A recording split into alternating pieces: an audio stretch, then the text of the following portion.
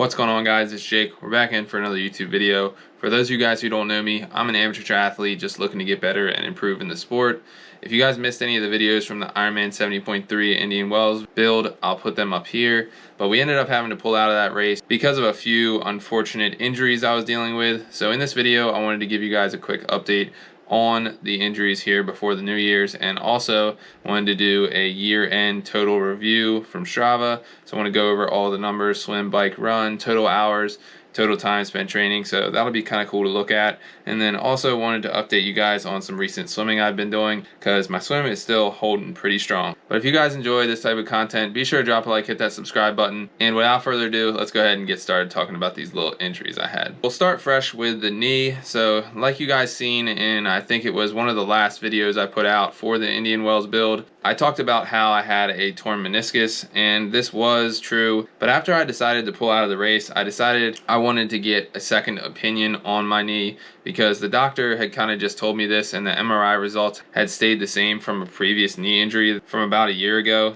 which I had surgery on to fix the issue. So without getting too deep involved with that, this new doctor told me that I have what is called a ramp tear in my meniscus. The medial meniscus comes off of the MCL over into the knee joint, and normally with a regular meniscus tear, the meniscus is torn in the meniscus, if that makes sense. But mine, for whatever reason, is torn where the meniscus meets the MCL. So what that means is that if you do decide to get surgery on this type of injury, the recovery time is a little bit longer. So it would be around 6 months, which would be pretty brutal for any type of training I would want to do. And I don't think I could do that. I'd go stir crazy. So I'd say the knee is about 85% okay. And I've been toying with the idea of what they call a PRP shot, which is, it stands for platelet-rich plasma. So they basically take a little bit of your blood out, get the platelets out of it, all the growth factor out of your blood, and then inject it into a joint capsule where there is no good blood flow. So the idea is that it gives it the blood flow it needs to heal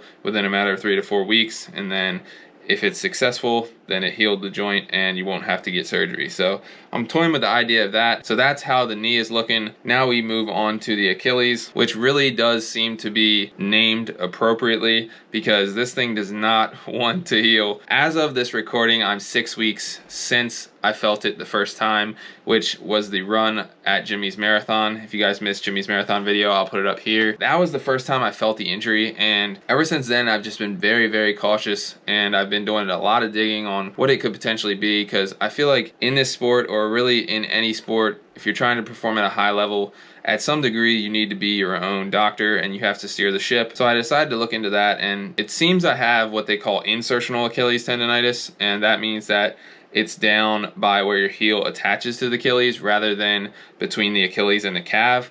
So that is actually a less common Achilles injury, but it still has a 6 to 8 week full recovery time. And like I said, I'm 6 weeks from that day, and how I'm feeling right now, it's still achy and it really doesn't want to completely settle down. I've been doing all the right things. They say once it doesn't hurt to walk, then you can start to reload the tendon very gently over time to hopefully allow the tendon to become strong enough to handle activity. So that's what I've been doing. I've just been hammering some calf work and doing a whole bunch of calf raises. It does seem to slowly be getting better, and luckily I can still swim, so I'm very thankful for that. But that is the update on the Achilles. The one other thing that was kind of bothersome there at the end of the build was the top of my left foot for whatever reason.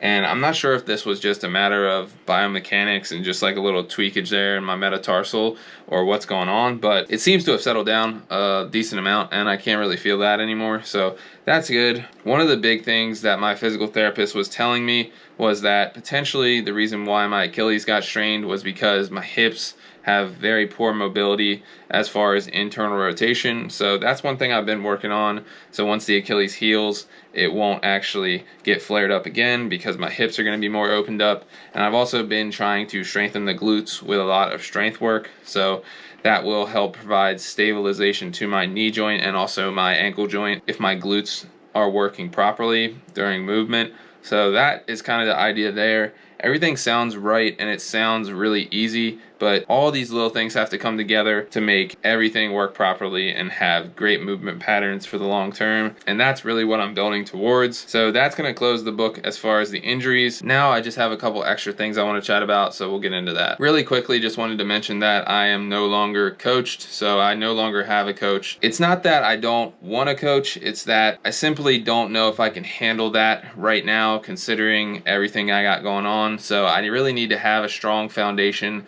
and I think maybe I rushed it a little bit too early going into the coaching process. Looking back, I probably should have just built the body up a little bit better before I decided to hire a coach, but it is what it is. From here on out, I'll probably be self-coached at least through this year, and we'll see how that goes, and I'll keep you guys up to date on that. The next thing I wanted to go over was Strava, the year-end totals from swim, bike, run, and also total amount of time spent training. So let's get right into that. So we'll do these in the order as a triathlon is ran. So we'll start with the swim. This year I swam 193 times for a total of 139 hours and 18 minutes and 544,551 yards. That is the most that I've swam in a single year, so it's really cool to see that, and I can definitely tell that my progression in the pool is coming along. So now we can move on to the bike. So this year I've done 170 bike rides for a total of 266 hours and 35 minutes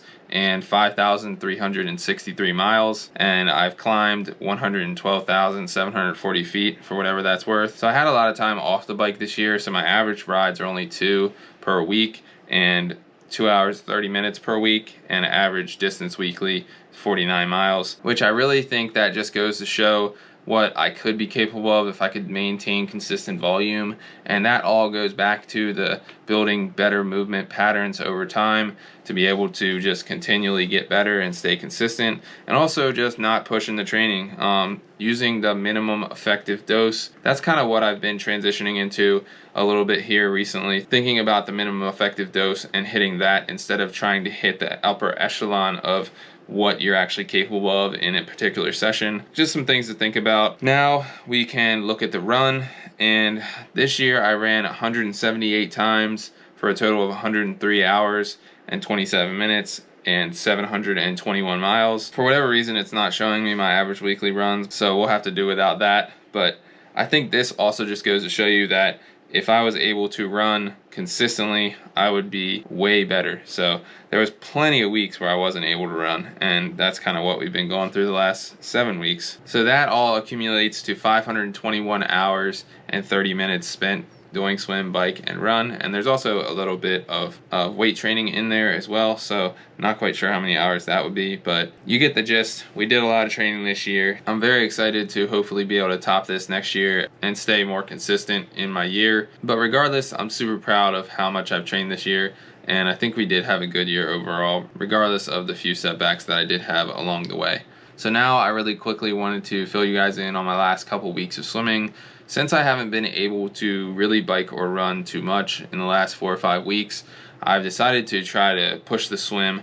So I did take 2 or 3 weeks after the Indian Wells build to kind of let the body calm down, and all easy training if I did do any at all. There were some weeks where I only did like an hour, maybe 1 or 2 swims. Then I jumped into about a 3-week swim build, and since then that build is over. Real quickly, wanted to run through some of the numbers that I've been doing and some of the workouts I've been enjoying here before I let you guys go. So the week of December 11th through the 17th, I swam 10,925 yards, and then the week December 18th to December 24th, I swam 12,700 yards, and then this past week I swam 13,500 yards. And I've been holding a lot of intensity in the pool during that time. Some of my favorite workouts and some of my best workouts recently have been 3 weeks ago. I started doing 20 by 100 on 140. Went pretty well, holding about 118s the whole time. Then I decided the next week go 25 by 100 on 140, considering how well it had gone the prior week. That also went pretty well, held like 118s, 119s, and then did 30 by 100, which was like a big set for me, all on 140, no extra rest times between any of those, and was able to hold like a couple 118s and closed at like 115. So I was really happy about that set. My swim still has a good ways to go, but definitely really happy about that 3-week progression. And also the other workouts I've been hitting that I think are really important for this time of year especially are these fast 50 workouts, and also throwing in some fast 25s, but basically taking some longer rest time and swimming very fast and hard, because the goal this time of year is to increase the ceiling of what we're actually capable of doing. So I'm talking 50 repeats on 1 minute, even up to like 1 minute 30. Don't be afraid to take longer rest. And we were coming in around like 31s, 32s, 33s, things like that. I know I still have some speed that's left there to find, but it's just the beginning stages of finding that speed. So super excited about that, because this is the first time I've ever really dedicated that kind of work in my swim. So I'm super curious to see how that results in my longer swimming when we get closer to some sort of event. So yeah, that's pretty much what I've been up to. Sorry I haven't put out a video in a couple weeks, but if you guys like this type of content, be sure to drop a like, hit that subscribe button. I do have several things in mind for the coming weeks, but if you have any suggestions for videos, if you want to see anything, go ahead and drop that in the comments, because I'd be very curious and happy to show you guys some stuff that you're requesting. So with all that said, happy holidays to everybody watching, and I'll see you guys in the next one. Peace.